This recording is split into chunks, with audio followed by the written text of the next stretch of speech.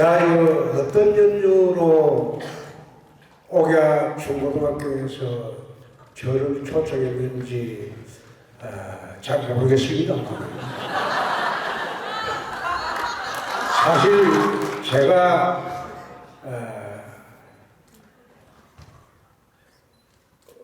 여기서 한 4km밖에 떨어지지 않는 합천 덕곡 율지에서 학교를 다녔습니다.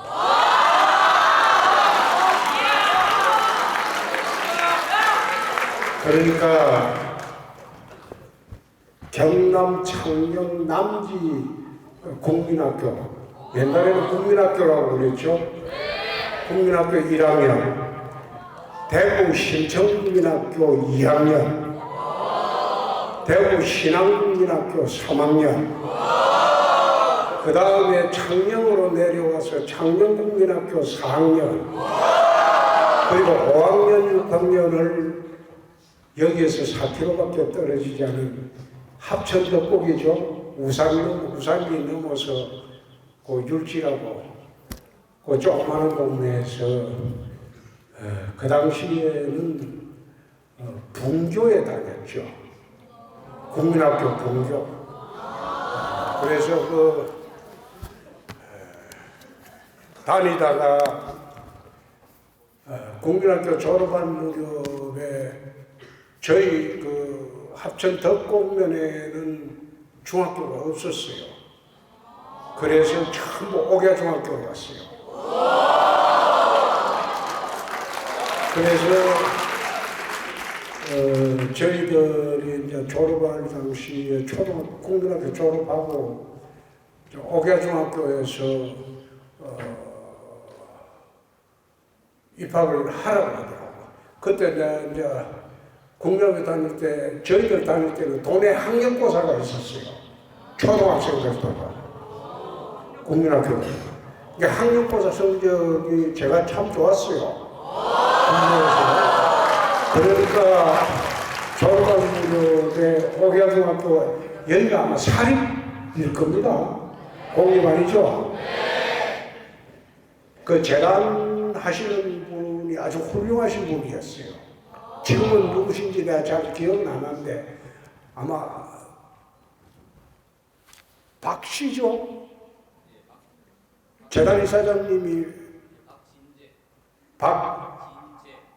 그렇죠. 그분이 학교를 세워가지고 아주 경남에서는 유명한 학교였어요. 그래서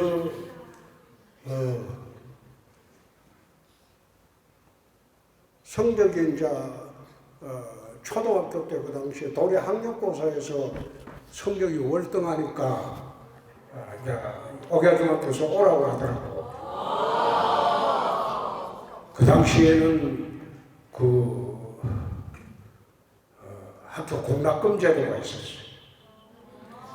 3개월에 아마 제 기억으로는 1,650원을 1,700원 공락금 제도가 있었어요.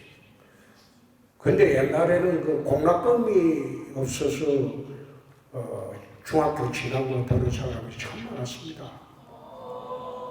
어려웠던 시절이니까. 그래서 3년 동안 공락금하고 다 면제해 줄 테니까 오라고 하더라고요. 그런데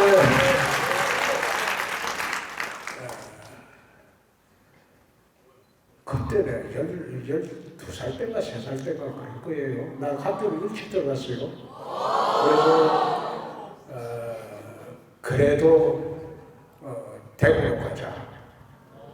그래서 이제 우겨서 대구로 갔는데 그때 생각해 보면 옥야 중학교 들어왔으면 옥야 고등학교 졸업하고 아마 그 당시에 옥야 중고등학교 학생들의 수준이 대구 1, 2고등학교 수준 못지 않았습니다. 굉장했어요. 그런데 이제 대구로 가는 바람에 내가 옥야 중고등학교 여러분들 선배가 못 됐습니다. 그래서 늘 이제 머릿속에는 옥야중학교에 대한 기억이 있죠. 근데 느닷없이 옥야 고등학교에서 초청 강령이 왔더니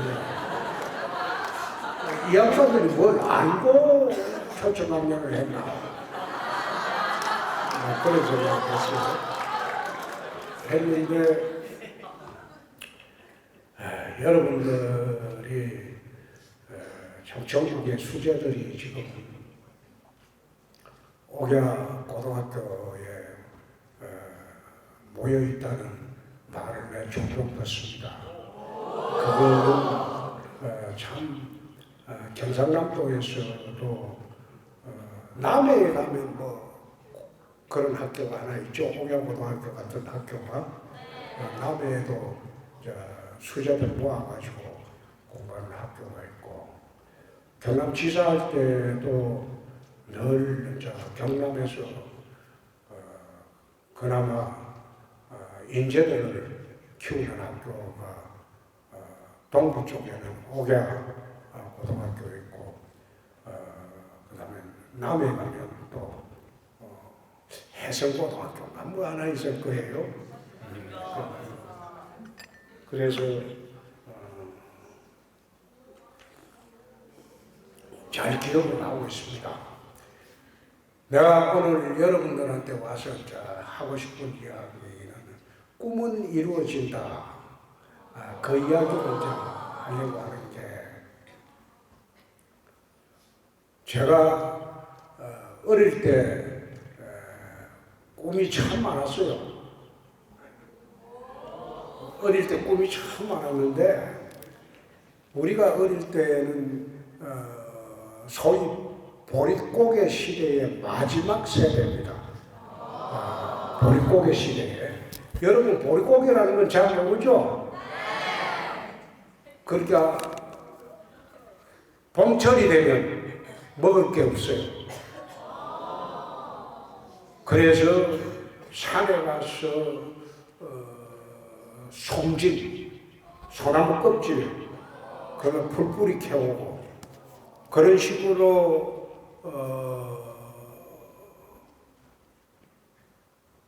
겨우겨우 살아가던 시대가 부모들 세대, 우리 부모들 세대의 보릿고개 세대입니다.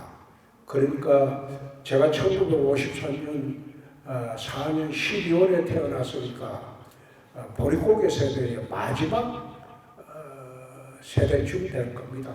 저희들이 어릴 때도 굉장히 대한민국은 어려웠어요. 힘들었고. 그런데 왜 그런 초등학교, 국민학교를 6학년 동안 5번이나 전학했냐? 사람들이 그런 이야기하면 저희 아버지가 공무원인 줄 알아요. 그게 아니고 먹고 살 게 없으니까 먹고 살 길을 찾아서 이사를 한 거예요. 그러니까 고향에서 이제 먹고 살 게 없으니까 대구로 가자. 이틀 걸어서 대구로 가요. 리어카에 짐 싣고. 이틀을 걸어서. 그때는 아스팔트 길이 아니죠. 전부 돌자갈 길이죠. 신장로라고 그랬죠. 이틀 걸어서 대구 간다고. 대구에서 또 신천동에서 살아보니까 힘든다. 그 신암동으로 또. 신암동에 살아보니까 대구에서는 더 이상 우리가 버텨내기 힘들다. 다시 창녕읍으로. 창녕읍에서 더 살기 힘들다. 그래서 합천 산골로 들어갑니다.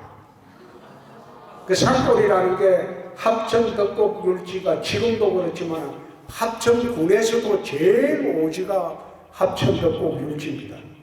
이 우산리하고 참 이방 우산리하고 붙어 있는 겁니다. 그러니까 그때는 산에 가서 나무를 해와가지고 그 나무짐을 싣고 이방장터에 와서 팔았죠. 이방장터에 늘 와서 나무짐을 팔아가지고 그거 갖고 먹고 살던 그런 시대였으니까 참 어려운 시대였죠. 그런 어려운 시대에 거치면서 저도 어릴 때 꿈이 참 많았죠. 제일 먼저 내가 되고 싶다고 하는 게 마도로스입니다. 마도로스라는 게 뭔가 하면 그 당시에 한국이 아주 못 살던 당시에 5대양 6대주에 배 타고 다니면서 짐 실어주고 무역하고 그게 이제 선장이 선장. 그게 마도로스. 얼마나 그 좋았겠어요? 그 뭐 미국도 가고 유럽도 가고 뭐 배 타고 다니면서 1년 12달 뭐 해외로 돌아다니고 그게 마도로스가 참 좋다.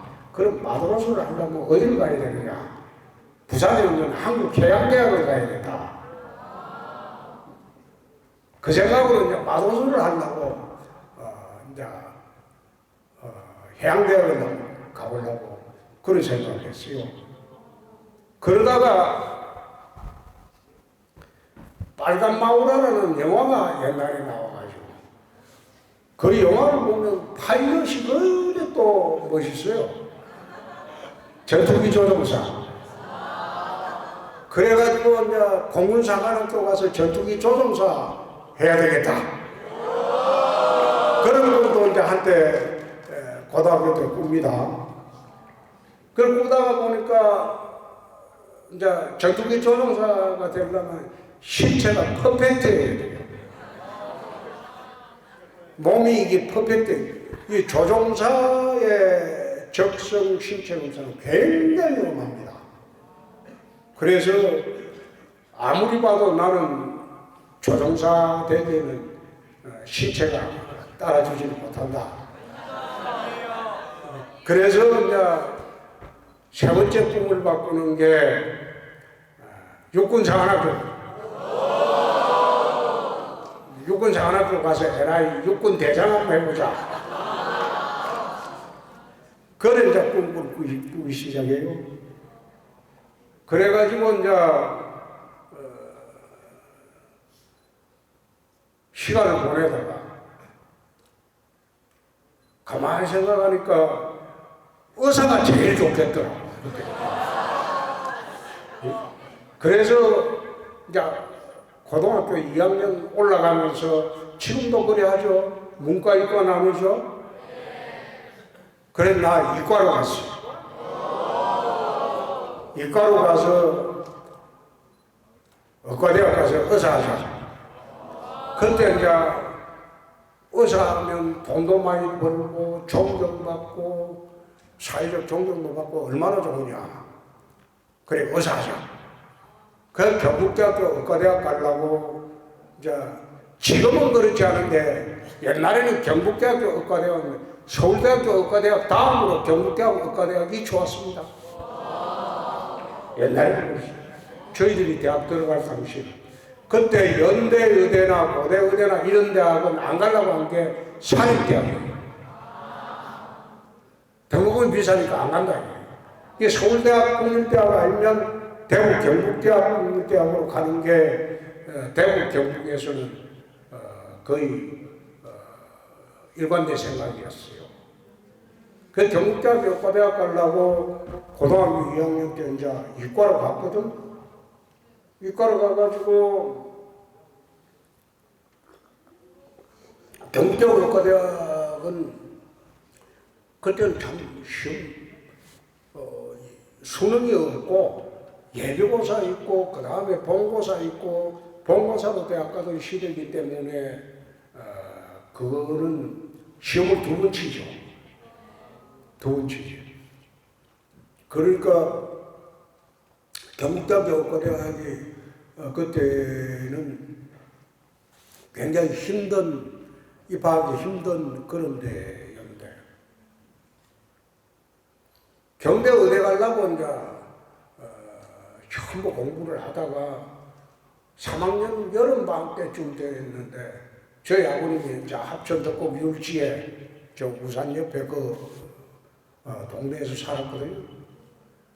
니로 오라 해서 대구에서 니로 와서 이야기를 하다 보니까 과대학은 학비도 많이 들고 실험 실습을 하려면 돈도 많이 드니까 우리는 돈도 없으니까 막 육군 자원학교 가라. 그래서 의과대학을 포기하고 이제 그해 10월에 71년 10월이죠. 육군사관학교는 특차입니다. 현빈이 쳐요. 그래서 육군사관학교 이제 그때는 문과 뽑고 이과 뽑고 따로 있었어요. 내가 이과로 시험 쳐서 이제 합격을 했어요. 그래서 이제 육사를 가려고 다 했는데 그해 12월 날 20일쯤 돼가지고 저희 아버님이 동네 파출소에 붙잡혀가가지고 곤욕을 치르는 걸 봤어요. 그러니까 농협 창고에서 훔친 비료를 샀다. 장물치료이지. 근데 그날 정당하게 배급을 받았는데 농협조합장이 우리 아버지를 갖다 그날 저 사람한테 배급해 줄 일이 없다고 이제 거짓말하는 바람에 그러면 이거 훔친 비료를 산 거 아니냐. 그래가지고 파출소 끌려가고 아무리 설명을 해도 그때 파출소 무서웠습니다. 경찰 순사들 참 무서웠어요. 그러니까 내가 이틀 곤욕을 치르는 걸 보고 군대 갈 게 아니다. 검사를 해야 되겠다.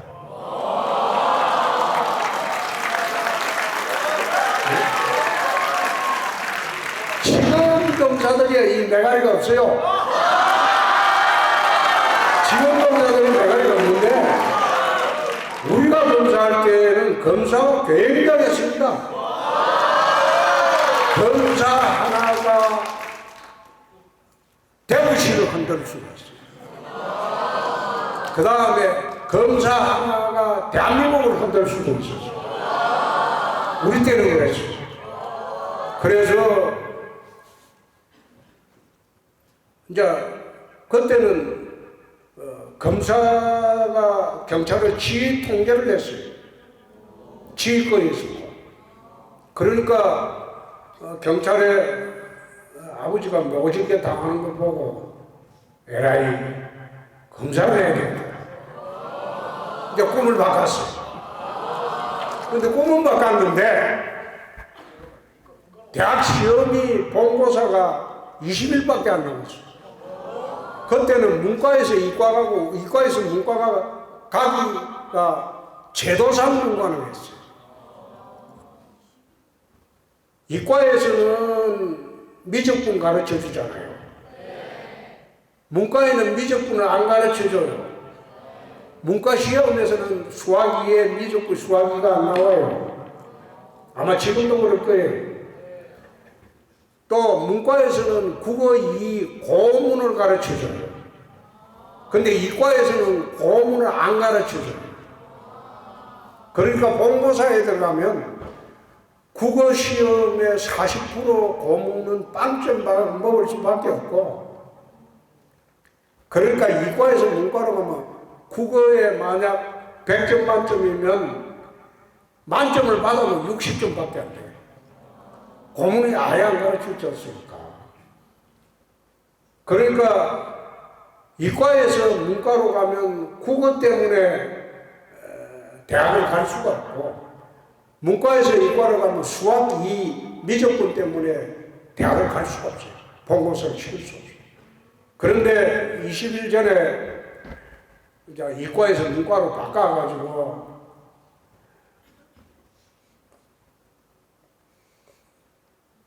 법대를 가려고 원서를 써가지고 이제 학교 교장 선생님한테 갔어요. 지금은 어떤지 모르겠습니다만 그때는 교장 선생님 직인이 있어요. 교장 선생님이 직이나 찍어주면 입학원서 제출 못해요. 그 입시원서 제출. 그런데 그걸 교무실에서 내가 꿀이 앉아가지고 4시간을 사정사정해갖고 직인을 받았어요. 왜 그러냐면 가보이 안 되는 건 뻔한 거. 그리고 내가 영남고등학교를 나왔는데 영남고등학교 생긴 이래에 고려대학교 법과대학을 들어간 일이 없다. 그런다고 문과도 아니고 이과에 네가 어떻게 가냐. 이놈의 새끼 육사 합격했을 때 육사를 가지. 육사도 안 가고 그럼 네 마음대로 그런 식으로 하면 안 된다. 이래가지고 4시간을 교무실에서 꿀이 앉아서 빌어가지고 교장 선생님 직위를 받았어. 그래서 내가 원서 접수를 했는데 시험을 보기는 봤는데 나는 된다고 생각을 꿈에도 안 했어요. 그런데 합격자 발표하는 날 됐더라고요. 그러니까 고문을 빵점을 먹었죠. 고문을 빵점 먹었죠.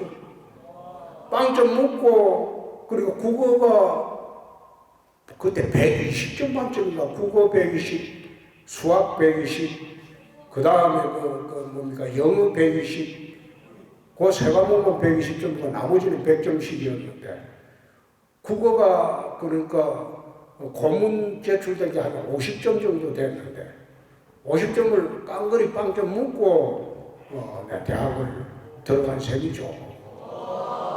그러니까 지금도 생각해 보면 어떻게 해서 내가 그때 대학을 합격할 수 있었는지 그거는 지금도 생각해 보면 좀 미스터리 같아요. 되기는 됐는데 그래서 법대 가서 이제 검사가 됐죠. 검사가 됐는데 꿈이라는 게 그렇습니다. 꿈을 꾸지 않으면 사람이 살아가는 의미가 없어요. 꿈이 없는 사람은 아무런 살아가는 의미가 없어요. 실현 가능하고 안 하고 그거는 두 번째 문제죠. 그건 생각할 필요 없어요. 내가 꾸는 꿈을 향해서 앞으로 나가면 됩니다.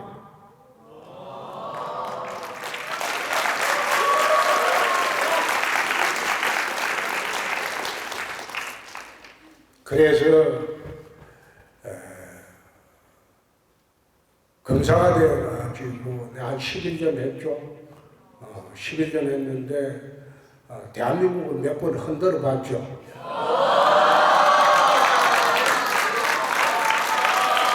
여러분들 아버님한테 물어보면 홍준표는 정치인보다도 유명한 검사를 했습니다. 지금 검사들하고는 틀려요.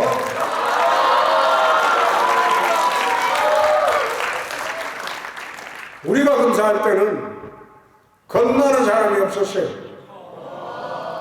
헌법과 법률에 따라서 법 집행하는 기관이니까 대통령도 겁나지 않았어.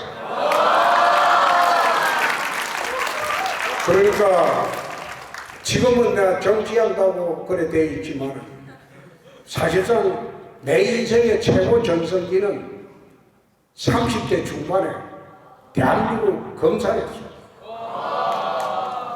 검사 돼가지고 권력 갖고 휘둘른 게 아니고 나쁜 놈들 두드리 잡는 거야.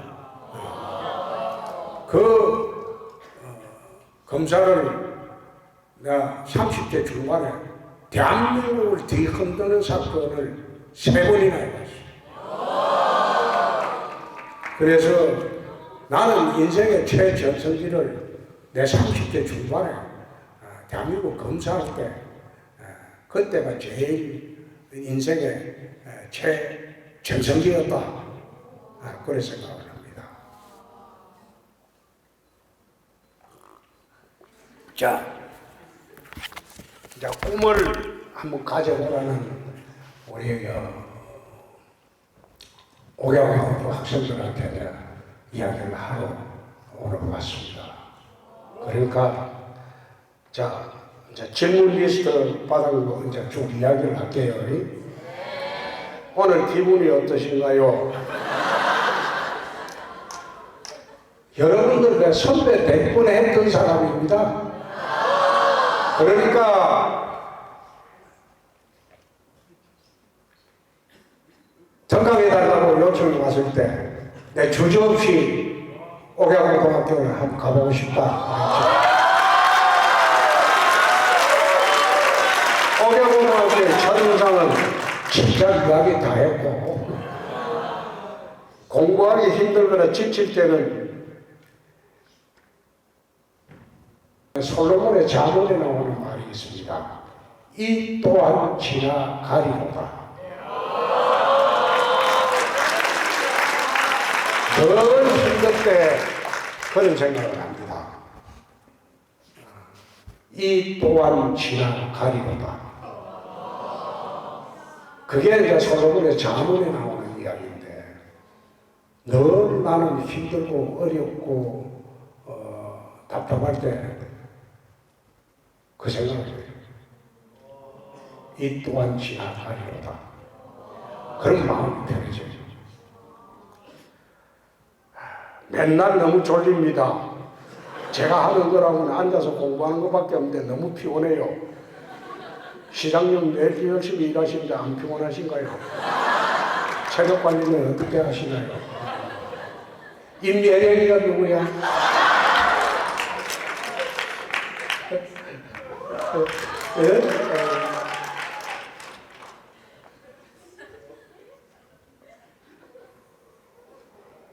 공부하면 졸리죠.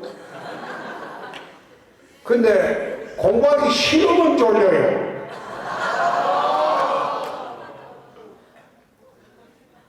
공부를 해야 되겠다고 생각하고 하면 안 졸려요. 그러니까 임예령이는 공부하기가 싫은 모양이에요. 근데 세상을 내가 여러분들보다 많이 살아봤잖아요. 세상을 살아보니까 초중고등학교, 대학교 공부를 하고 나면 그 다음 사회에 딱 나가는 순간 책 볼 시간이 없어요. 공부할 시간이 없어요. 그래서 대학을 가서 특강을 할 때는 이놈들아 그냥 지나간 소리로 듣지 말고 너희들이 지금 이 시간에 공부를 하지 않으면 책 볼 시간이 졸업하면 없다. 책 볼 기회도 없고 교수나 선생님 하지 않고는 다른 직종하면 책 볼 시간 자체가 없다. 어떻게 보면 지금 행복한 줄 알아. 공부만 해오면 되는 그런 시간입니다.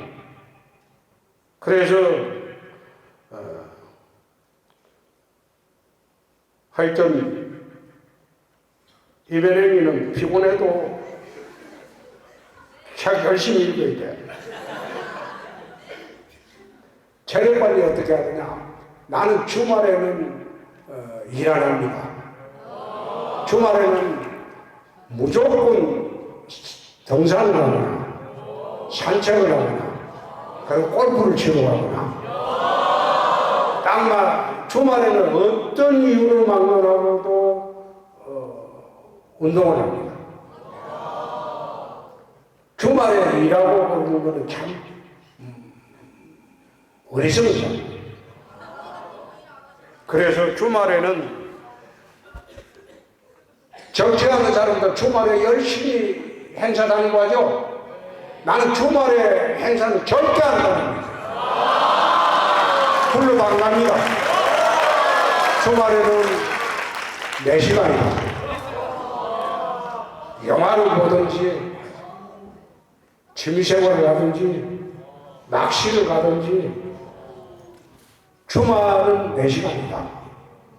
그래서 주말에 행사장에서 부르면 너끼리 해야 난 안 한다. 정치 40년 하면서 주말 행사에 내가 불려 나가본 적 없어요. 그리고 안 나가요. 어릴 적에 롤모델이 있었네. 롤모델이라기보다 아까 이야기했죠. 마도로스도 꿈꿨다가 파일럿도 꿈꿨다가 의사도 꿈꿨다가 육군 대장도 한번 해보고 싶었다가 그 돌고 돌아서 검사를 하고 했죠. 예, 꿈이라는 게 그래요. 그게 어릴 때 꾸던 꿈이 성인이 돼서도 같은 꿈을 꾸는 사람은 참 행복한 거죠. 그렇지만은 꿈이라는 거는 순간에 따라서 자꾸 바뀌어요. 바꾸는 게 나쁜 게 아닙니다.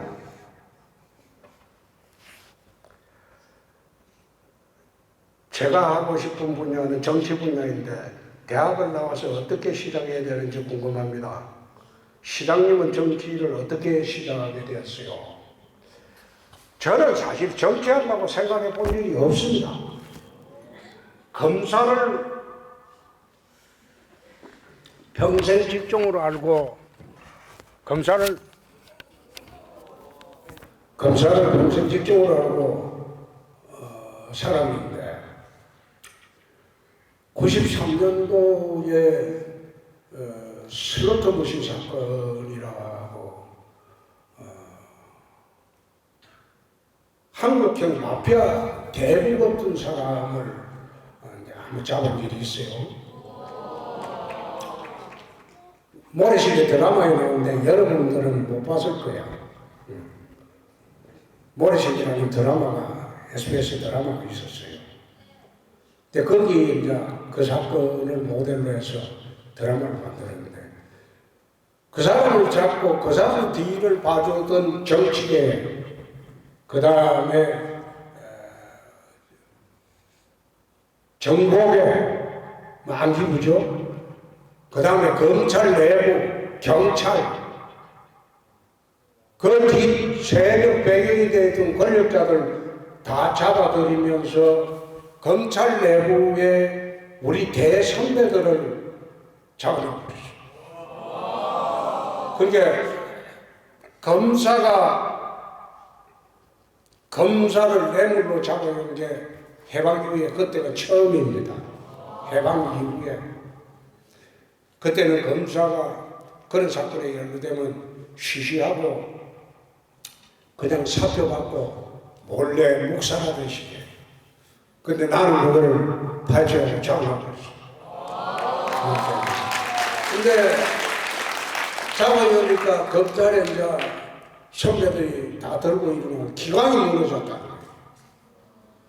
검찰은 검찰 동일체의 원칙에 의해서 선후배가 엄격한데 새카만 후배가 검찰총장 가기 직전에 대선배를 전부 엮어서 잡아놓았다. 이거는 검찰 내부에 구태타고 발라이고 기강을 물러나게 했기 때문에 그 사건 끝나고 난 뒤에 나가라.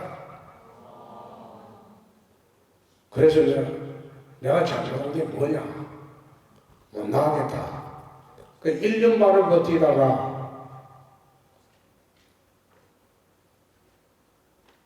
위계질서를 무너뜨렸다는 그 이유 하나만으로 이제 내가 사표 쓰고 나왔어. 사표 쓰고 나왔는데 나와서 변호사를 하려고 하니까 검찰과 싸우고 나왔다고 해서 변호사 문은 열었는데 손님이 없어요. 저한테 가면 검찰에서 거꾸로 안 봐주고 도로 잡아온다. 근데 찾아오는 거는 내가 광주지검에 91년도에 가서 1년 3개월을 있었는데 그때 광주 전남 지역에 조직폭력배들을 내가 싹쓸이 하려고 있었어. 칼제비들, 조직폭력 들목들. 근데 이놈들이 이제 그때 출소하기 시작을 해가지고 교도소에서 출소하면 꼭 내 변호사 사무실로 와서 인사하고 가요. 덕분에 학교 잘 갔다 왔다. 그리고 우리 가족들 납치하겠다고 하고. 그러니까 저정받아 이제 협박자가 오는 거 누구한테 오는지 모르죠. 그래서 검사한테는 못 그러지. 근데 검사가 못 그러고 변호사에 아무 이제 권한도 없고 보호해줄 장치도 없으니까. 그래서 내 아들 둘이가 있고 지사라고 너희서 전화하는데 야 이거 지킬 방법이 없더라. 힘이 있어야지. 그래서 할 수 없이 에라이 국회의원이라도 하면 이 새끼들이 어떤 거 아니냐. 그래서 국회의원 선거 한 달 전에 그 당시 YS 김영삼 대통령이 자기가 오라고 해서 그거 가가지고 서울에서 국회의원 한 달 전에 출두했지. 선거 한 달 전에. 근데 그때는 드라마 모래시계가 대한민국 공전의 히트를 쳤기 때문에 그 모래시계 드라마 덕분에 나는 막 그냥 선거 유세도 안 하고 차에 잠을 잤는데 그 유세 차량에 그 드라마만 틀어놓고 근데 압도적으로 그랬어. 그래서 그거를 이제 5번 했죠. 그리고 고향에 50년 만에 경남 내려와서 7살 때 떠나가지고 57살 때 경남 내려와서 도지사 또 2번 하고 또 서울 올라갔다가 또 내가 자란 고향이 대구 아닙니까? 조정고등학교 나왔습니다. 또 대구시장 또 내려갔다가 이거 하다가 이제 끝날 때쯤 되면 또 서울로 가겠죠. 뭐 왔다 갔다 하는 거지. 그렇게 정치를 하게 됐는데 정치하게 되는 거는 정치인의 꿈이 있으면 언제라도 길은 열립니다. 꿈이 있으면 길은 열립니다. 요즘 정치인의 부도덕한 모습이 많이 드러나고 있습니다. 옛날이나 지금이나 똑같아요. 조선시대도 그랬어요. 미국도 그래요. 국민을 위한 것이 아니라 자신을 이익에 더 관심이 큰 것 같습니다. 이 맞는 말이지. 조은영이가 누구? 똑똑하네. 원래 이래 정치인이라는 게. 진정한 정치인은 무엇인지 사실 영어에 정치인을 표현하는 게 politics가 있고 statesman이 있어요. stateman. 영어에도 stateman이 진정한 정치인이고 politics는 지금처럼 부패한 정치인이에요. 나라와 국민을 위한다. 그 생각을 하면 진정한 정치인이지. 근데 대부분 나라와 국민을 위한다기보다도 자기 자신을 위한 병달. 김포를 서울시민으로 편입된 정책을 나오고 있는데 대구시의 지역단체장이 창녕을 대구시에 편입시킬 생각을 했습니다. 창녕은 대구권이 맞습니다. 대구권이 맞는데 지금은 지방자치 시대가 돼가지고 지방자치 행정구역을 함부로 편입시킬 수가 없어요. 옛날에 중앙집권 시대 같으면 창녕을 대구 편입하는 데는 간단하죠. 대통령이 결심하면 바로 그 이튿날. 그런데 지금은 지방자치 시대이기 때문에 지방의회 승인도 받아야 되고 또 지방자치단체의 투표 과정도 거쳐야 되고 그리고 도지사나 특별시장에 서로 합의가 돼야 되고 복잡합니다. 그래서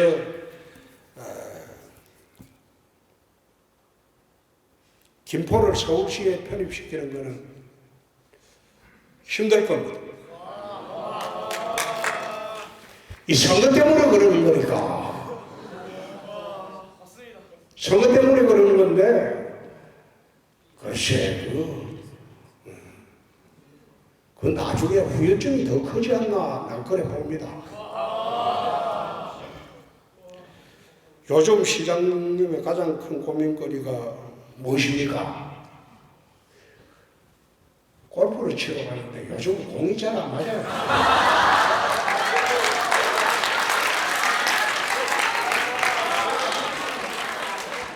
경남지사 때는 내가 싱글 쳤거든. 나는 골프 칠 때 골프를 갔다가 한 번도 코치를 받아본 일이 없어요. 인도에 한 번도 가본 일이 없어요. 그날 골프채 사가지고 거의 들나 바로 골프장 갔어요. 내 마음대로 칩니다. 잘 맞을 때까지. 근데 요즘은 안 맞아요. 흑과대학 정원에 대해서 어떻게 생각하십니까? 이 정원에게 정원도 대폭 정원해야 돼. 내가 의사분들 만나면 그 이야기예요. 의사가 많아진다고 해서 너희들에 대한 대접이 소홀해지는 게 아니다. 대한민국 의사들은 의료보험제도가 도입하는 순간 의사 수입이 기존의 절반 이하로 줄었다. 의료수가제도를 적정화시켜라. 지금 동물병원 의사가 굉장히 인기 좋아. 수의사들. 예왕경 다리 하나 수술하는데 35만 원에서 50만 원까지 받아요. 사람 다리 수술하는데 8만 원, 8만 원. 그러니까 의료수가제도를 제대로 정비해야지 의사들이 대접을 받는 것이지. 의사 수가 작다고 해서 대접 받는 게 아니다. 의료수가가 적정화되어야 된다. 여러분, 왜 산부인과가 지금 없어지는 줄 압니까? 애 하나 받아본들 10만 원을 못 벌어요. 그 산부인과는 아예 의사 대부분들 수입이 거의 없어요. 그러니까 성형외과, 안과 이런 특정 지역만 몰리지 실제로 신경외과, 정형외과 의사다운 의사가 과연 내과 이런 데도 안 가요. 그 의료수가제도를 좀 정비를 해갖고 의사들이 그 양반들의 노력에 걸맞는 대접을 해주는 제도가 되어야 되는데 수가가 너무 형편없으니까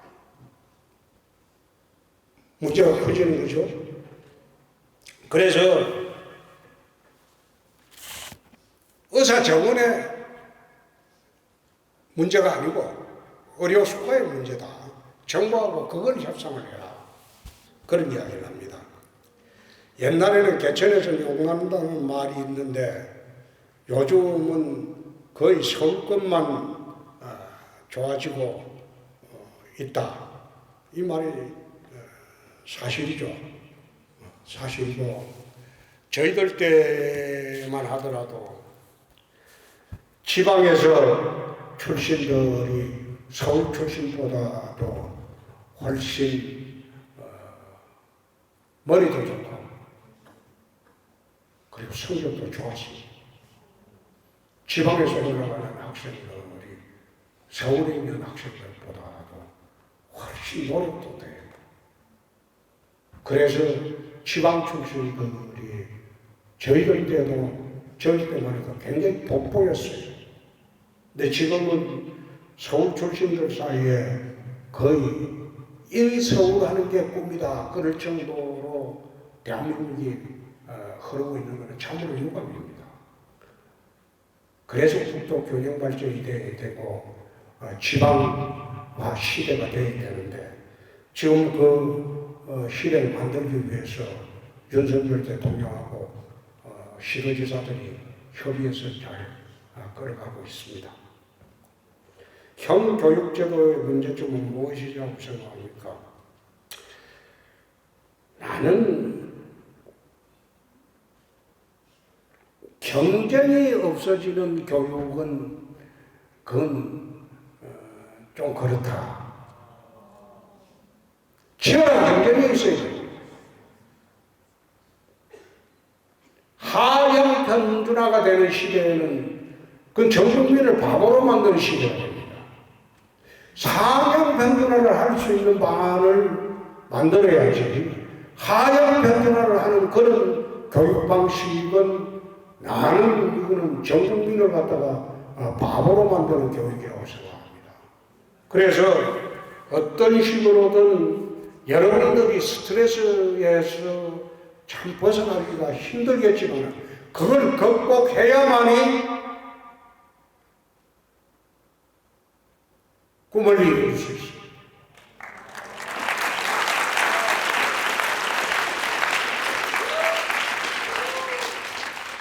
그 스트레스 이야기를 하는데 나는 스트레스를 잘 안 받는 편입니다. 검사 생활할 때 상관으로서의 스트레스도 나는 안 받습니다. 내가 상관한테 스트레스를 주죠.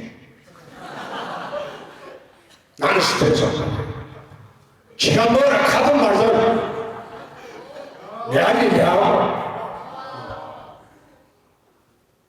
내 놀고 먹는 사람 아니다. 다구치지 마라. 때가 되면 할 일 다 한다. 나는 스트레스 안 받는 사람. 안 받으려고 해요. 스트레스가 쌓이면 그게 암이 돼요. 그래서 나는 비교적 할 말 다 하고 사는 사람.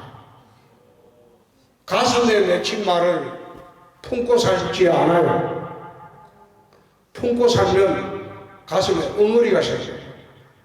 엉어리가 생기면 그게 암으로 발전해요. 그래서 나는 가슴에 할 말을 품고 말 못하고 사는 사람 아니에요. 누가 뭐라 하든 말든 할 말은 뱉어버리고 나중에 손해보면 할 수 없고 대신 나는 스트레스를 안 받아야 돼. 스트레스를 받는다고 생각할 때 스트레스는 더욱더 커지는 겁니다.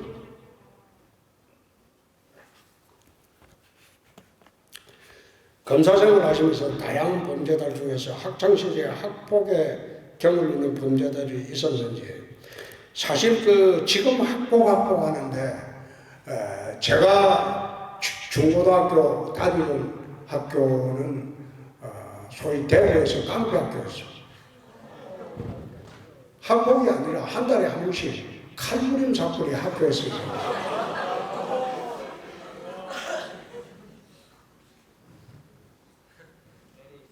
칼부림 사건이 옛날엔 쬐끔 알고 가지고 그냥 푹푹 찌르고 하는 게 예사였어요.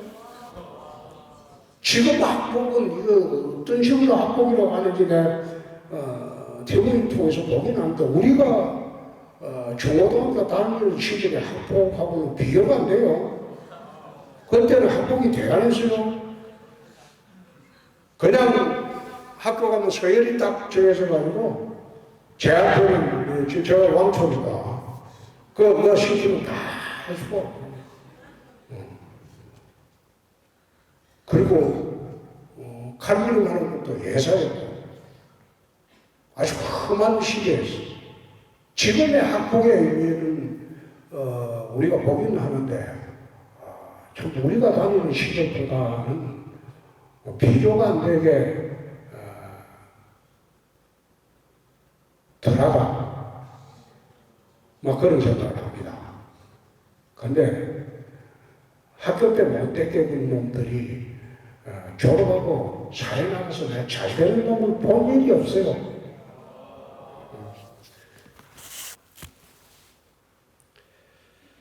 어른들은 요즘 MZ 세대라고 칭하며 젊은이들의 사고나 행동에 대해 걱정이 많으신데 미래 세대의 힘은 나는 걱정 안 하는 게 여러분들처럼 하고 싶은 대로 하라 이 말이에요.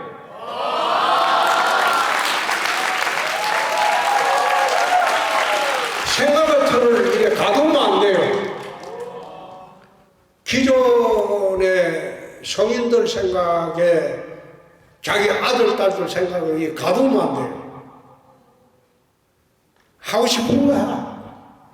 지금 개성시대라. 옛날에 우리가 살던 시대에는 대한민국 1등이 세계에 나가고 100등, 200등 하는 시대입니다. 그런데 지금 이 시대는 대한민국 1등이 세계에 1등 하는 시대가 됐어요. 그렇지 않습니까? 이미자 선생이 대한민국 1등 했는데 세계 대회 나가본 일이 있습니까? 없잖아요. BTS 같은 애들 한국에서 안 뜨고 미국에서 먼저 떴어요. 세계의 인물이 돼버렸어요. 그만큼 MZ 세대들의 세계를 보는 눈이 우리보다 훨씬 다양하고 자유스럽다. 그래서 나는 그런 세대들에 대해서 기존의 기성세대의 시각으로 틀에 가두고 하지 마라. 하고 싶은 대로 마음대로 풀어놔라. 때가 되면 제자리 돌아온다. 하루에 30만 원을 팔 수 있다면, 하루를 30만 원에 팔 수 있다면 어떻게 해야 할까요?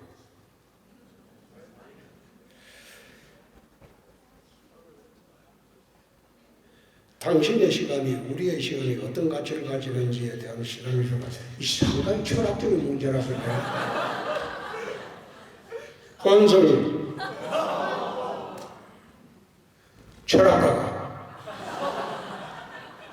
철학가가서 그러죠. 한국의 니체가 되고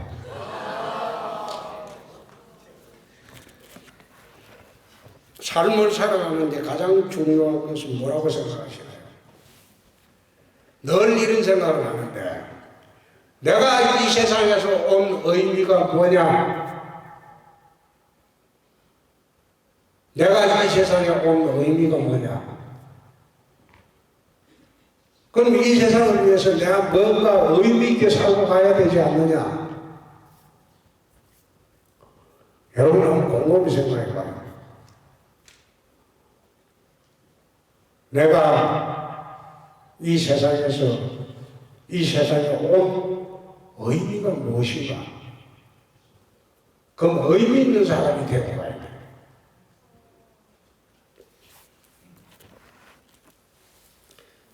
대한민국 미래를 이끌어가는 현재 청소년들에게 가장 해주고 싶은 말, 꿈이야. 꿈을 꾸자. 근데 헛된 꿈을 꾸지 마. 꿈을 실현하려면 노력이 뒷받쳐져야 돼. 꿈을 실현하려면 부지런해져야 돼. 성실해져야 돼. 약속을 지켜야 돼. 그래서 늘 나는 꿈을 꾸며 삽니다. 나이가 들어도 꿈을 잊어버리면 삶의 목표가 없어져. 그때는 저승가는 것만 남았어. 그런데 나이가 80이라든 90이 되든 꿈을 꾸고 살면 사는데 의미가 생깁니다. 그래서 10대에서 꾸는 꿈, 20대에서 꾸는 꿈, 30대에 꾸는 꿈 다 다를 수가 있어요. 옥야교 파이팅!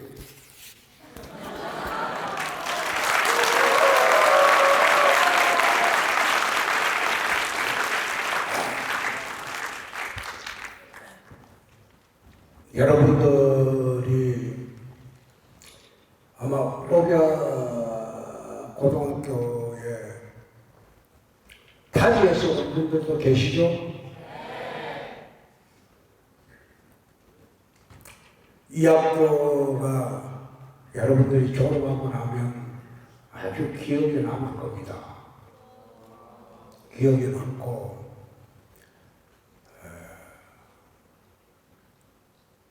저희들이 초등학교 다닐 때니까 12살 때니까 지금부터 한 50년이 넘었죠. 그때도 옥야고등학교는 유명한 학교였어요. 자부심을 가지고 열심히 살도록 했어요. 그리고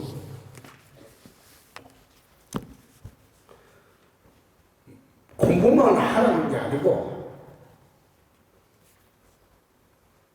꿈을 이루려면 공부를 해야지. 공부도 안 하고 옛날에 이런 재밌는 말이 있었어요. 점을 치러보니까 자기가 황제가 된대. 황제. 그러니까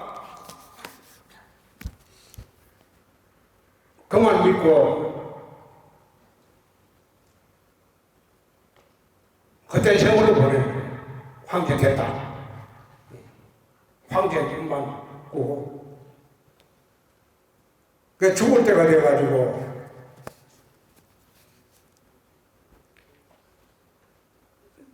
자기 아들들과 태자야 황후를 불러라. 진이 붕어하시자.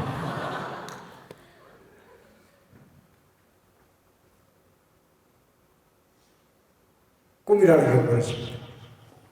헛된 꿈을 꿀 때 그런 말이 나오는 겁니다.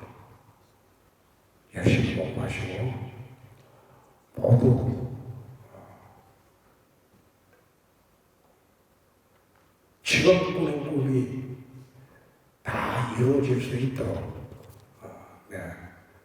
빌겠습니다. 감사합니다.